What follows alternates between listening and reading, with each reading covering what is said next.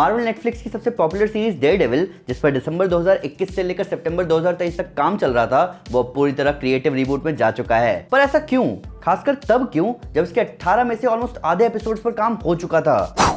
जो अभी Daredevil born again series के साथ हो रहा है वो बहुत इंपॉर्टेंट है, क्योंकि ये और पिछले कुछ मार्वल डिज्नी प्लस सीरीज की खराब क्वालिटी रिस्पॉन्सिबल है मार्वल स्टूडियोज के टीवी गेम के चेंज होने के लिए। और क्रिटिक्स से लेकर फैंस तक सबका यही कहना है कि मार्वल को अपने डिज्नी प्लस प्रोजेक्ट्स को बनाने का तरीका थोड़ा चेंज करना पड़ेगा। और हाल ही में सामने आए रिपोर्ट से क्लियर है कि ये आवाज केविन फाइगी तक पहुंच ही चुकी है। हालांकि इस आवाज के उन तक पहुंचने का मेजर रीजन है मार्वल की पॉपुलैरिटी में आया डिक्लाइन और अभी आने वाले सीरीज और इवन मूवी प्रोजेक्ट्स के फ्लॉप होने का डर। तो आइए इसके बारे में डिटेल में बात करते हैं। तो दोस्तों, मैं हूं अंसना और आज हम बात करने जा रहे हैं कि डेयरडेविल बॉर्न अगेन इतने सारे काम के हो जाने के बाद भी क्रिएटिव रिबूट में क्यों जा रहा है और इससे मार्वल डिज्नी प्लस का पूरा प्रोसेस या कहीं मेथड कैसे चेंज होने वाला है। तो बिना स्पॉयलर्स की चिंता करें, चलिए शुरू करते हैं। डेयरडेविल बॉर्न अगेन का प्रोडक्शन इस साल राइटर स्ट्राइक की वजह से रुक गया था, जहां सीरीज के 18 एपिसोड्स में से ऑलमोस्ट आधे एपिसोड शूट हो चुके थे। हमारे सामने सेट इमेजेस थे विंसेंट डी ओनोफ्रियो के विल्सन फिस्क के, हमें चार्ली कॉक्स दिखे थे कुछ नए चेहरों के साथ और कई सारी खबरें बाहर आई थी। पर इस प्रोडक्शन के रुकने के बाद मार्वल एग्जीक्यूटिव्स और केविन फाइगी को ज्यादा टाइम लगा नहीं इससे जुड़ी प्रॉब्लम को पकड़ने में। उन्होंने जो फुटेज शूट हो चुका था उन्हें रिव्यू किया और इस नतीजे पर आए कि ये सीरीज काम नहीं करने वाली। तो अभी हाल फिलहाल सितंबर के अंत में मार्वल ने तुरंत सीरीज के हेड राइटर्स क्रिस ऑड और मैट कॉर्मैन को गुड बाय कहा और सारे डायरेक्टर्स को भी सीजन के बाकी के हिस्सों के लिए बाहर का रास्ता दिखाया और सीरीज को बहुत तगड़े क्रिएटिव रिबूट की तरफ भेज दिया। अब मार्वल स्टूडियोज इस सीरीज के लिए नए राइटर्स और नए डायरेक्टर्स को ढूंढ रहा है, जहां अभी भी चार्ली कॉक्स ही मैट मुर्डॉक का रोल प्ले करेंगे, एक अंधा आदमी जो कि दिन में लॉयर है और रात को डेयरडेविल। तो जो डेयरडेविल के साथ अभी हुआ वो कुछ नया नहीं है, ऐसा डिज्नी प्लस मार्वल के साथ अभी कुछ टाइम से होता जा रहा है। जनवरी 2021 में वांडाविजन के सामने आने के साथ मार्वल स्टूडियोज, जिनका साल 2010 से लेकर साल 2020 तक फुल मार्केट डोमिनेशन रहा, उन्होंने 50 घंटे से भी ज्यादा का टीवी कंटेंट रिलीज किया।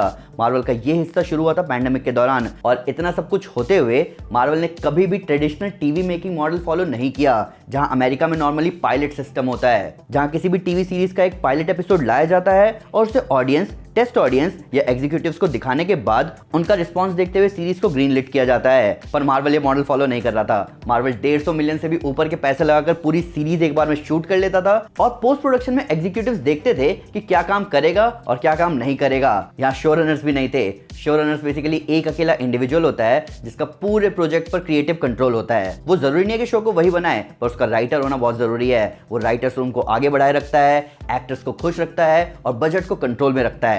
एग्जाम्पल के तौर पर डफर ब्रदर्स स्ट्रेंजर थिंग्स के शो रनर है, डेविड बेनियोफ और dB vice game of thrones के शो रनर थे, रायन कॉन्डल हाउस और ड्रैगन के शो रनर है, जॉन फेवरू मैंडलोरियन के शो रनर है, एरिक क्रिप्की द बॉयज के शो रनर है। तो शो रनर होना किसी सीरीज में बहुत इंपॉर्टेंट है उसके सक्सेस के लिए। वही मार्वल अपने फिल्म एग्जीक्यूटिव्स पर ही निर्भर थे शो को चलाने के लिए। मार्वल ऐसा मूवीज के लिए करता ही है, जहां एग्जीक्यूटिव्स रीशूट्स और पोस्ट प्रोडक्शन पर रिलाय करते हैं ताकि उन चीजों को ठीक कर सके जो काम नहीं कर रहे।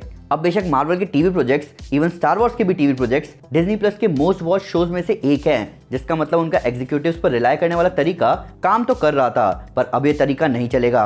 मार्वल ने हाल फिलहाल टीवी के साथ साथ मूवीज को लेकर भी कई क्रिएटिव चैलेंजेस फेस किए हैं और ऑडियंस और क्रिटिक्स की तरफ से भी उन्हें कुछ अच्छा सुनने को नहीं मिल रहा, जिसकी वजह से मार्वल अपने टीवी शोज को बनाने के तरीकों को ट्रेडिशनल तरीकों की तरफ शिफ्ट कर रहा है। मार्वल के टेलीविजन और एनिमेशन के हेड ऑफ स्ट्रीमिंग ब्रैड विंडरबॉम ने एक आर्टिकल में बताया कि हम मार्वल कल्चर को ट्रेडिशनल टीवी कल्चर से मिला रहे हैं, जहां हमारा फोकस होगा कि हम ऐसी कहानी सुना सके जो कि सोर्स मटेरियल का सम्मान करे। अभी डेयरडेविल एक नए रास्ते जा रहा है, जहां मार्वल को उम्मीद है कि वो इस कश्ती को एक सही दिशा दे सके और इसको सही दिशा की जरूरत भी है, क्योंकि ऑडियंस का इसको लेकर एक्सपेक्टेशन बहुत हाई है। ये पहली बार होगा कि डिज्नी प्लस पर ऐसा शो आएगा जो कि ऑलरेडी नेटफ्लिक्स पर एक सक्सेसफुल सीरीज रह चुकी है। सूत्रों के हवाले से खबर ये थी कि पुराने हेड राइटर्स और एग्जीक्यूटिव प्रोड्यूसर्स कॉर्मैन और ऑड इस शो में लीगल प्रोसीजर ज्यादा दिखाना चाहते थे, जो कि नेटफ्लिक्स वाले वर्जन से बहुत अलग था, जिसको जाना जाता था अपने एक्शन और वायलेंस के लिए। और चार्ली कॉक्स के मैट मुर्डॉक हमें चौथे एपिसोड से पहले कॉस्ट्यूम में नहीं दिखने वाले थे।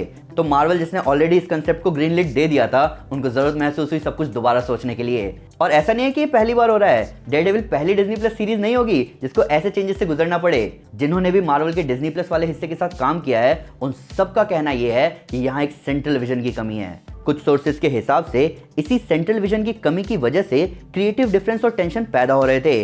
एक इनसाइडर जो कि मार्वल प्रोसेस जानता है, उसने कहा कि टीवी सीरीज को राइटर्स चलाते हैं, जबकि मार्वल जो है वो मार्वल वाले चलाते हैं। यहाँ मार्वल वालों के चलाने का मतलब है कि मार्वल पर एग्जीक्यूटिव्स की पकड़ हमेशा से रही है। मून नाइट के शो क्रिएटर और राइटर जेरेमी स्लेटर ने शो छोड़ा और मोहम्मद दियाब को सब कुछ संभालना पड़ा। जेसिका गाओ, जिन्होंने She Hulk Attorney at Law को डेवलप किया और लिखा, उन्हें एक तरफ कर दिया गया जैसे ही director Kat Coiro on board आई। सीरीज का प्रोडक्शन पैंडेमिक की वजह से जब अफेक्ट हुआ तो जेसिका गाओ को वापस लाया गया पोस्ट प्रोडक्शन देखने के लिए, जो कि एक शो रनर का काम होता है, पर तब भी जेसिका गाओ ने अपनी जिम्मेदारी संभाली। मार्वल राइटर्स की पहले सुनी जाए इस कंसेप्ट पर काम नहीं करता टीवी को लेकर, और इसी वजह से डायरेक्टर्स को ये फील होता है कि उनके साथ सही व्यवहार नहीं हो रहा है। एक सोर्स ने बताया कि मार्वल का एटीट्यूड कि वो पोस्ट प्रोडक्शन में सब कुछ सही कर देंगे, इसकी वजह से डायरेक्टर्स को ऐसा लगता है कि उनकी कोई वैल्यू नहीं है। मार्वल का अंदर ही अंदर एग्जीक्यूटिव्स के हिसाब से चीजों को चलाना तब तक काम कर रहा था जब तक सारे क्रिएटिव्स इंटरनली प्रमोट हो रहे थे। हालांकि जब पैंडेमिक में शोज बढ़ते चले गए तो मार्वल ने बाहर से एग्जीक्यूटिव्स को लाना शुरू कर दिया और प्रॉब्लम यहां से शुरू हुई। इसका सबसे बड़ा असर देखा सीक्रेट इन्वेजन में, जो कि मार्वल डिज्नी प्लस की वर्स्ट सीरीज मानी जाती है। मिस्टर रोबोट जैसे जबरदस्त शो के राइटर और एग्जीक्यूटिव प्रोड्यूसर काइल ब्रैडस्ट्रीट, जो कि सीक्रेट इन्वेजन की स्क्रिप्ट पर 1 साल से काम कर रहे थे, उन्हें अचानक रिप्लेस कर दिया गया। उनको हटाकर नए राइटर ब्रायन टकर को लाया गया, थॉमस बेजुका और अली सलीम को डायरेक्टर बनाया गया और उन्हें कहा गया कि स्टोरी को क्रैक करें। डायरेक्टर्स तो यहाँ ठीक थे, पर राइटर का रेज्यूमे उतना स्ट्रांग नहीं था। इन सारी चीजों का रिजल्ट ये हुआ कि प्री प्रोडक्शन के दौरान प्रोडक्शन गुट में बट गया और लीडर्स अपनी अपनी चलाने में लग गए, कोई किसी के साथ नहीं था, ऐसा एक इनसाइडर ने बताया। तब मार्वल को मजबूरन अपनी क्रिएटिव स्टीयरिंग कमेटी, जिसे द पार्लियामेंट के नाम से जाना जाता है, उनमें से एक को भेजना पड़ा ताकि सीक्रेट इन्वेजन वापस अपने ट्रैक पर आ जाए। ये सब जून 2022 में हुआ था। सितंबर 2022 तक सीक्रेट इन्वेजन की अच्छी खासी टीम को रिप्लेस कर दिया गया। थॉमस बेजुका शेड्यूलिंग कॉन्फ्लिक्ट्स की वजह से बीच में शो को छोड़कर चले गए। एक एग्जीक्यूटिव को रिप्लेस किया गया और जैसे तैसे सीक्रेट इन्वेजन सबके सामने आई। अब इतने बड़े ब्लंडर के बाद मार्वल टीवी के लिए कुछ सख्त बदलाव लाने के लिए आगे बढ़ रहा है, जहां अब शो रनर्स को हायर किया जाएगा। जेसिका गाओ का शी हल्क पर किया हुआ पोस्ट प्रोडक्शन का काम मार्वल को हेल्प कर गया ये देखने में कि उन्हें अपने शोज को एक शुरू से अंत तक देखने वाला चाहिए।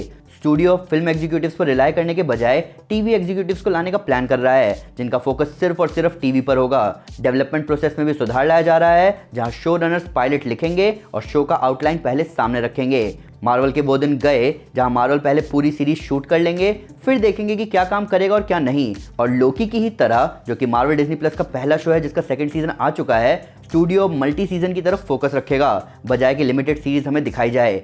यहाँ फोकस किया जाएगा कैरेक्टर और ऑडियंस के रिलेशनशिप पर, बजाय कि किसी बड़े क्रॉसओवर इवेंट को सेटअप करना। अभी इको हमें आगे दिखेगी और मार्वल वंडरमैन जैसे प्रोजेक्ट पर भी काम कर रहा है। तो ओवरऑल अब मार्वल का फोकस रहने वाला है कि लोग कैरेक्टर से जुड़े, बजाय कि अब एवेंजर्स मूवी के सेटअप पर फोकस किया जाए। तो दोस्तों ये थी वीडियो मार्वल के डिज्नी प्लस वाले हिस्से में होने वाले चेंजेस के बारे में। कैसे लगातार पुराने तरीकों पर रिलाय करने की वजह से नए शो लोगों का दिल नहीं जीत पा रहे थे, पर आई होप सब कुछ सही हो जाए। पर फिर भी कोई डिटेल मिस हो गई हो या आपको इसको नया फैक्ट इस वीडियो से रिलेटेड, तो प्लीज हमें कमेंट पर जरूर बताएं, हमारे सोशल मीडिया हैंडल पर हमारे साथ शेयर करें। हम हर जगह हैं। तो दोस्तों अगर आप बैटमैन को गॉड ऑफ नॉलेज फॉर्म में देखना चाहते हैं तो मैं आपको हमारी justice league dark side war comic series recommend करूंगा। साथ ही साथ अगर आपको वीडियो पसंद आए तो इस वीडियो को लाइक और शेयर जरूर करें और ऐसे कई सारे सुपर कंटेंट के लिए हमारे चैनल को सब्सक्राइब करना ना भूलें। Thank you guys, this is Aman Sinha and you are super piece.